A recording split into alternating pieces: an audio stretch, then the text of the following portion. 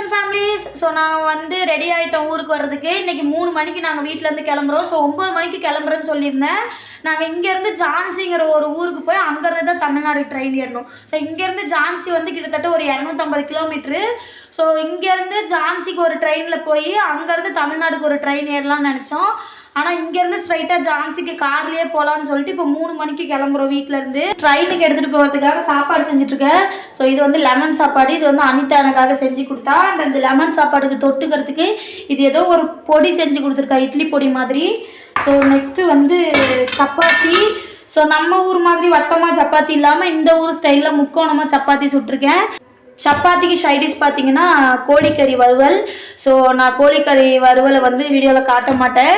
So அவ்வளோதான், இதுதான் ட்ரெயினுக்கு எடுத்துக்கிற சாப்பாடு. ஸோ தனித்தனியாக டப்பாவில் வந்து லெமன் சாப்பாடு பேக் பண்ணிகிட்ருக்கேன்.